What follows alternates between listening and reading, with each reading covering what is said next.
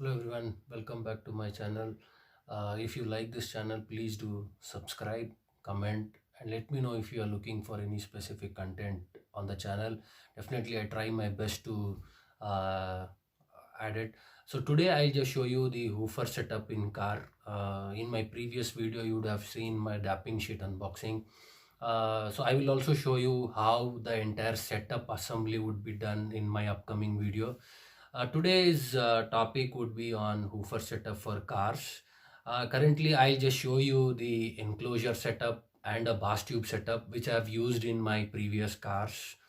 There is a new addition to it is under-seat woofer, which will be a small compact setup which would be only for a specific area. So there are different configurations for each of the type.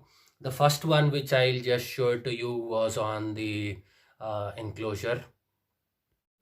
So this is the enclosure setup. Currently the woofer which is there is JBL 1100. So this I've been using for a decade now, so almost 10 years. This is one of my favorite. If you want the series number, this is the series number, which is JBL CS1215T. So this is the enclosure. So you can just see this is the complete setup, and this is the wiring which is being installed for a socket. So this will be connected to the connector which will coming from the amplifier. So this is the entire setup which will be for a enclosure. So you will also have the different sizes, and this is a 12-inch subwoofer. You will also get an 8-inch subwoofer as well. So next, going on to the bass tube. So this is the complete bass tube. If you ask me, the bass tube speaker which was there can be removed, and that is where I have installed it into my enclosure. So you can add a new one, or also if you have a bass tube, you can remove and configure it. So this is the entire setup of a bass tube. The difference between if you look at, this is in type of a cylinder. So if you let me do this, so this looks like more of a cylinder kind. So from the aspects of sound or acoustics, if you look at, the sound would travel within the cylinder, and the effect in the bass tube is more when compared to the enclosure. So if you let me turn it around and show it to you. So this is how an entire setup of bass tube would look, and this is the connector switch.